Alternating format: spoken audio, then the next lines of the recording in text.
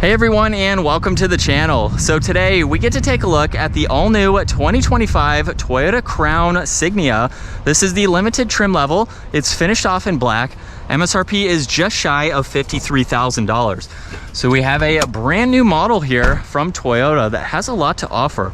We'll start off with what this is powered by, which is the 2.5 liter 4-cylinder hybrid. This is paired to the CVT, and combined it pumps out 240 horsepower, 178 pound-feet of torque, sent through that all-wheel drive system. 0 to 60 is going to be around 7 seconds. However, this is more of a fuel-efficient vehicle. You're looking at 39 miles per gallon in the city and 37 out on the highway. Now, as we take a look at the exterior styling, take a look at how sleek this front end looks. With the very thin turn signals and DRLs in this upper section, headlights and high beams are down below. But I really like the design of this grille because it's basically the bumper disappearing. It's not an actual grille. I really like that integration where there's the forward camera, the sensor for the distance pacing, and plenty of cutouts. There's also some really nice contoured lines in this hood here to give it a great look. Now this Limited has a really nice set of gray wheels with that multi-spoke design to them. There's also body colored for the power folding side mirrors with the camera and the turn signal. Full moonroof is up top, along with the brushed accents for those roof racks. There's also some more for the lower section of the window trim there, and then more contoured lines that run down the side. Now in back, there's the body colored spoiler with a very large third brake light. There's a wiper blade, LEDs, backup camera, and all of these sensors. And then you can use the button on the key fob or the one up underneath to gain access to the cargo, where this is a little bit more of a station wagon. It's a little bit higher, more of a kind of a hatchback in a way, where you have a lot of space. Now you can also fold down the back seats from back here, which is very helpful. And you do get some hidden storage underneath if you want to place some items down below. You also have some tie down hooks too. So a good bit of space for the size of this vehicle. This could be a daily driver because you can fit in a lot as your only vehicle. You can also lock and unlock this from all 4 door handles. And then we have a pretty simple interior with some gold accents, which is nice. There's the JBL audio as well. And then take a look at this. There's some kind of divider on the back of the seat there. So if you want to put in some items, you don't want them to roll off the front of the seat. Pretty neat to see that right there. And then we have a really easy opening to enter and exit here. We have storage pockets, there's climates and auxiliaries. At 5'10", I also have plenty of space. I have about an inch or so above my head. We have the armrest and cup holders. Now these seats are fixed, they do not recline, but they're already angled backwards, so it makes it very comfortable. And then you have a lot of light, a lot of glass for this model, so you can easily see all around. Now up front, we have the memory seating adjustments, side mirror controls, window adjustments, and then the very comfortable seats here. So let's push on the power button there. We have the solid leather steering wheel with paddle shifters as well. There's your cruise and distance pacing, mode and tuning. You have volume and Bluetooth adjustments.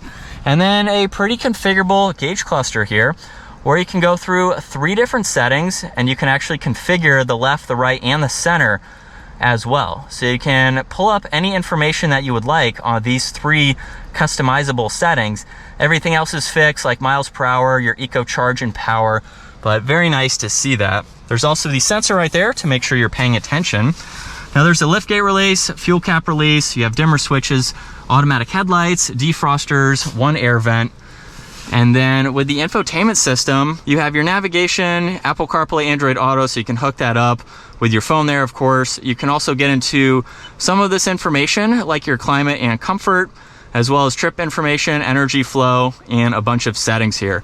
It's pretty simple, but honestly, it gives you everything that you need every day. There's more of the gold accent. It's even on the power and volume knob there. You have physical buttons for your heated and ventilated seats. Heated steering wheel is right in the middle, which is interesting to see. But you have your temperature as well as your fan speeds, and then the rest of those controls. There's also the wireless charging cubby and a view button too. So you can pull up that camera system just to give you another view before you decide to head out. You have some auxiliaries and cup holders. Let's put this into reverse now, where you have that top-down view and backup camera. In order to pull up the forward-facing camera, put it into drive, push on view. You do have the automatic setting, so it will automatically pop up around 4 miles an hour or so. From drive, you can go straight back into sport mode, and then park is just in front of that. Now there's also 4 different driving modes, so you can go through these as needed, just depending on the throttle response that you would like. There's traction control, auto hold, and EV mode, along with the parking brake. You have some auxiliaries in the middle with plenty of space, and then there's storage and the glove box as well. Now, this already has a good amount of visibility, but if you need more, just flip this up. You have that digital camera with various settings, along with the garage door buttons, and then you have your dome lights up top and the adjustments for that sunshade. And there's a lot of glass, so you really don't have any blind spots for this small vehicle. And we'll go back to sport mode again from second gear. Here we go. And mild acceleration, we're up to speed. And the paddles are okay.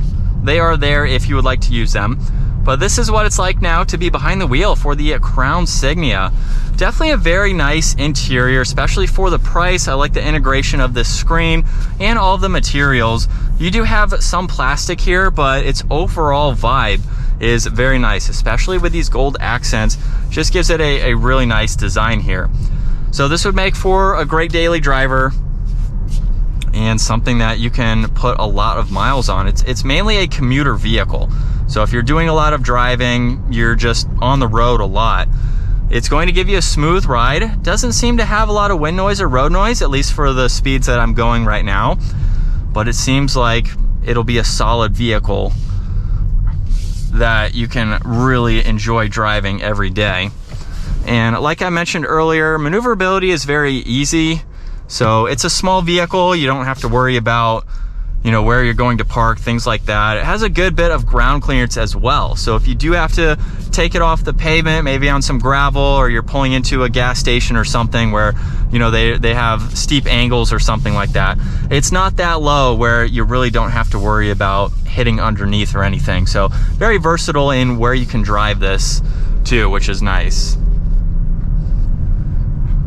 And that is going to wrap it up for the 2025 Toyota Crown Signia Limited. Once again, a huge shout out to Flo Toyota Statesville for providing this for me today. Take a look at their website, give this video a huge thumbs up, and consider smashing that subscribe button so you don't miss out on our daily uploads. I will see you all in the next video.